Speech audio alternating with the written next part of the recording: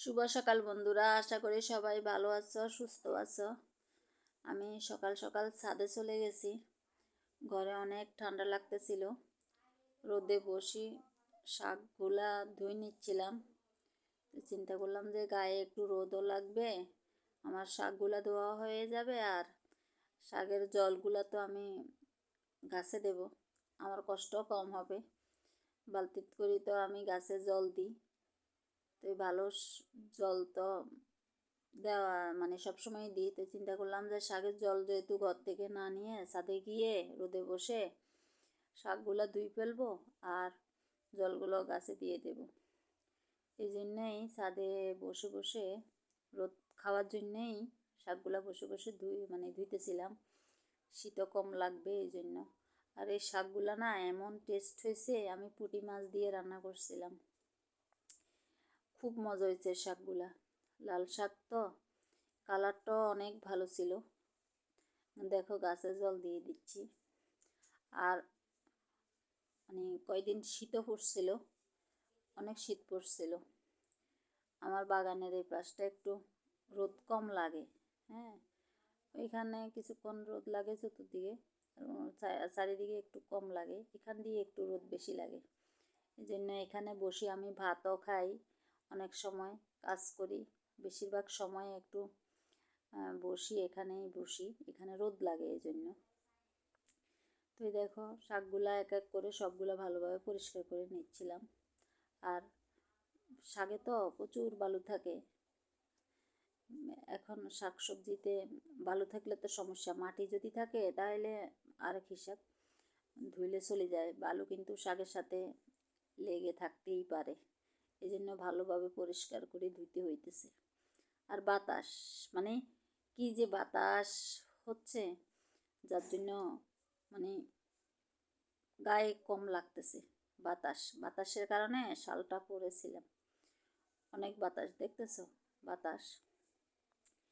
যাই হোক, সারাটা দিন কাজ করতে করতে দিন যায় আমাদের মহিলাদের, এত কাজ থাকে, তাও তো কাজ করাই লাগে। কাজ এক শেষ হওয়ার পরে এক হয়ে যায়। শাকগুলার কালার দেখছো কি সুন্দর হয়েছে, কালারটা অনেক মজা হয়েছে। শাকগুলা সত্যি এত মজা হয়েছে বলার বাইরে। আমার দেখে এখন লোভ লাগতেছে, ইচ্ছে করতেছে এখন আবার খাই। সব আমার মেয়েরাও শাক দিয়ে ভাত খাইছে, ওরা শাক একটু কমই খায়। হ্যাঁ, এই শাকগুলা মজা হয়েছে না, বেশ ভালো খাইছে। তারপর থেকেই যে কোনো শাক রান্না করলেই একটু একটু খায়, বলে যে হ্যাঁ খাবো।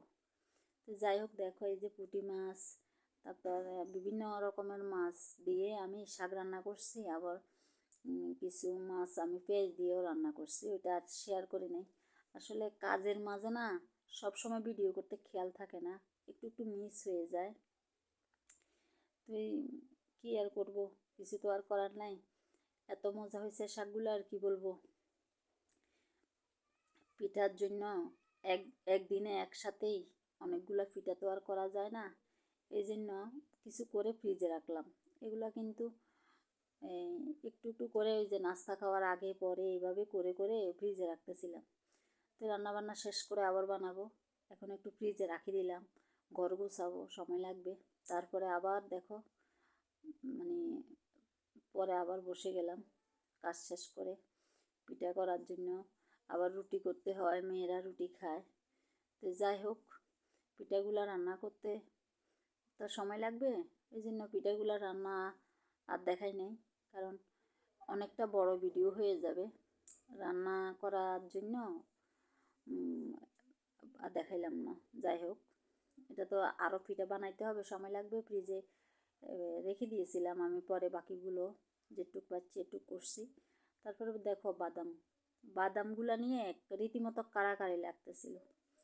ওরা, আমি ভিডিও করতেছিলাম, এক হাতে খাইতে পারতেছিলাম না, একটা দুইটা খাইছি।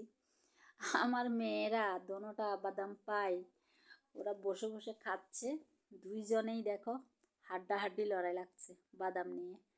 ওরা এত পছন্দ করে বাদাম, অনেকগুলা বাদাম আনছিলাম, অনেক দিন ভাজি করছি, তো আজকেও আবার ভাজি করছি। মেয়ে প্রাইভেটে যাওয়ার জন্য রেডি হচ্ছে, আমার বাদাম ভাজা দেখে ও ছুটে আসছে, বসে পড়লাম, ভাবলাম যে এখানে একটু ঢালি রাখি, ঠান্ডা হোক। ওরা গরম গরমেই নিয়ে খাই ফেলতেছে ছুটাছুটি করে। দেখো, আমি বলতেছিলাম যে কিরে গরম তো, একটু ঠান্ডা হোক, আমি একটু ঠান্ডা হওয়ার জন্য মানে নিচে ঢালছিলাম আর কি। তো যাই হোক, আমি ভাবছিলাম খোসাগুলা ছাড়ি, আমি বাটিতে নেব। ওরা বাটিতে নেওয়ার সুযোগ আর দেয় নাই, ওরা ওইখানেই শেষ করে ফেলছে, হাড্ডাহাড্ডি করে খাচ্ছিল। দেখো, আমি পরে আবারই চিন্তা করলাম যে আমি ফোনটা রাখি, আমিও খাই। ওরা তো সব খেয়ে নিচ্ছে, আমি তো আর খেতে পাইতেছিলাম না। তখন আবার ফোনটা আবারই রাখার চেষ্টা করতেছিলাম, যে কোনোভাবেই রাখতে পারতেছিলাম না। তো যাই হোক, সুন্দর লাগতেছিল না, বা এই জন্য আর কি। তো যাই হোক, আমি ফোনটা রেখে আমিও খাচ্ছি বাদাম, বুঝছো। তো ওরা কিন্তু বেশিরভাগই খেয়ে ফেলছে। হ্যাঁ, আমার জন্য অল্প কয়েকটা রাখছিল লাস্টে। তো যাই হোক, ওই কটা আমি খাইছি, বেশি খাইতে পারি নাই। তো যাই হোক, আমি ওই কটা খেয়ে আমি আবার বাজারে গেছিলাম, কিছু মাছ পাইছি, পান আনার জন্য গেছিলাম। তারপরে পান নিয়ে আসছি, আসার পথে মাছ পাইলাম, তেলাপিয়া মাছ পাইলাম, ওইটা নিয়ে আসছি। তো তেলাপিয়া মাছ পাইলাম, ওটা নিয়ে আসলাম।